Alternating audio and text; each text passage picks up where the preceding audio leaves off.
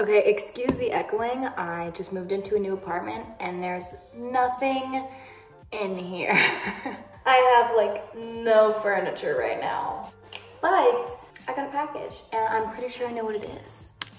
So we're gonna open it. Welcome to my living room. Here's my empty bookshelf that I have not done anything with yet. Don't talk about it.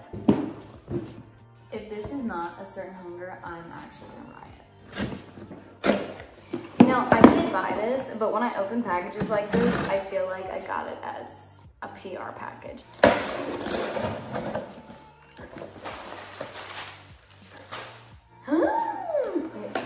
Oh my gosh, there's paper too.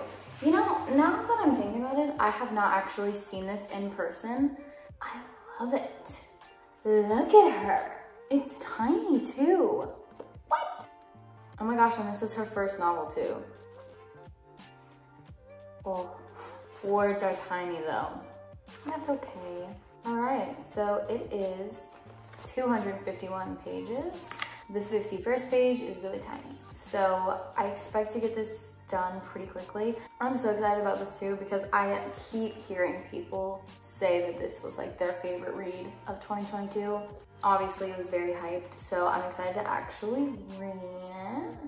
Vanity Fair says a chic food critic with a quite literal, voracious appetite for her lovers puts the same care and attention into murder as she does her writing.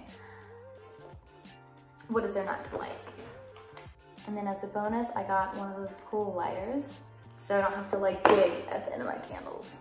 But I'm so ready. Okay.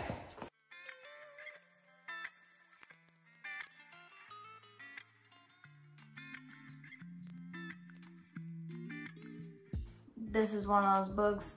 This is one of those books that I'm heavily annotating. That didn't look like a lot, but I swear there is.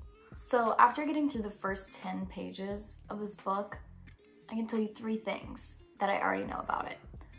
1, the writing reminds me of Mona Awad. It reminds me of Bunny a little bit. Not completely, but if you would have covered the name of the author and said Mona Awad wrote this, I would be like, I get it. Totally, yeah, absolutely. Same vibe. 2, there's a word almost every page that I don't recognize. And obviously, I read a lot. So I went back and I'm underlining and defining all the words that I didn't know. She was getting smarter also. And 3, she did something that I actually think is really cool. Chapter 1, it's 10 pages. And if you took it away from the book, it could literally be a short story in and of itself. Just like a cool, eerie, murdery short story. And so I got to the end of it, and usually chapters, you know, it'll be like a cliffhanger or whatever. It wasn't a cliffhanger, but it made me want to read it even more. Because I was just like, it was one of those things where it's just like mic drop, you know? But not in a cliffhanger way. So it felt like I read a short story, and then I got the privilege of reading 140 more pages. Hello? I'm 24 pages in, and I'm kind of obsessed with this book. I really like it. This is definitely my favorite book that I've read this year so far. I know we're in March, but yeah, I'll get back to you.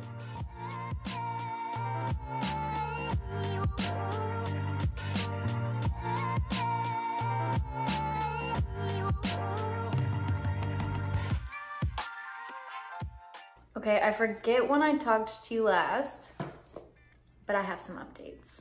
So I don't know if I said this when I started it, when I did the little synopsis, I guess, of the back. I didn't really go very in depth. She murders at least one of her ex-lovers, right? And it's implied by the review that I read and by the cover.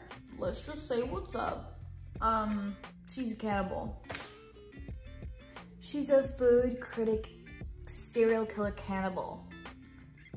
It's so good. Like, 1, it's insulting that this is her first book because I'm obsessed with it. What else am I gonna read? So if I look Chelsea G. Summers up on Instagram and she does not have a new release coming out soon, I think I'm going to lose it. So if you can't tell, I like the book. And it first mentions these activities on page 81, and it's very abrupt, and then it moves on very quickly. Then chapter 8 is literally an entire, just like, you've been waiting for it chapter.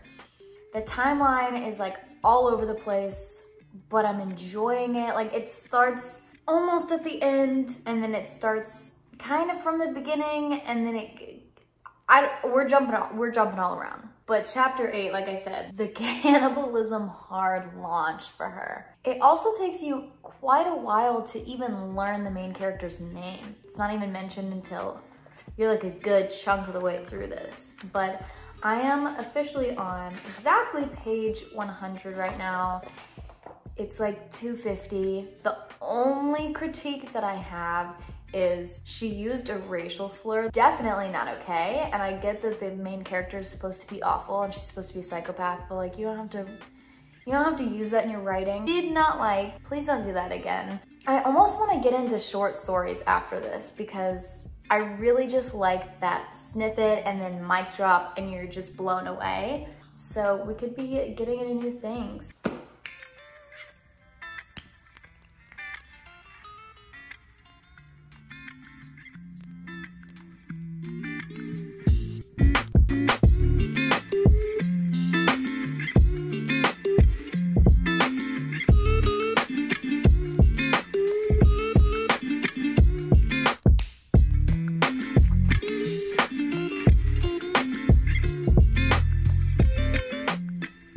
Okay, I'm about to head out, but I have read like a significant amount. We've gone through what I thought was all her meals, and then she just starts name dropping. What? I would like to hear about them too, please. But we've finally gotten through Marco, and we've started to finally creep up on the one we started with. So I am very excited to hear about kind of where she went wrong, because she still has no idea. Like, she's backtracking and freaking out. There's nothing right now that is telling her where she messed up. So she's trying to figure it out. Yeah, I'm on exactly page 200 out of 251. So I will definitely be finishing this today, but I will give you updates after.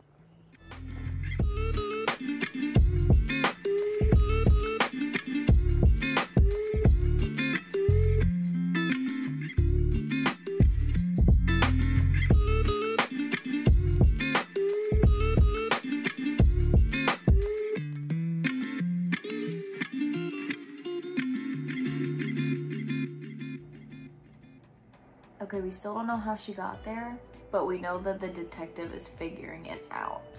She's onto her. What's her name? Wasserman? Anyways, I'm picturing Detective Wasserman as the lady from The Last of Us. She's the lady when they go to like the ranch looking town that partially runs it, and she's married to somebody and she's pregnant. Listen to what she says right before we get to chapter 16. No context. She just goes, "Where do you buy your meat?" Also, I like that every chapter is just named some type of meal that she has within the chapter. So this next one that I am on, it's chapter 16, and it's called Soup. The next one is duck, which she originally, I think, talked about duck and like duck oil the first chapter, which at first I was like, oh my gosh, is she gonna go on death row? Like, is that gonna be her death row meal, duck? Because she talked about how good it was. But then there's another chapter after that, and it's called hot dog. They haven't been helpful at all in foreshadowing anything, but they are fun. So 40 pages left.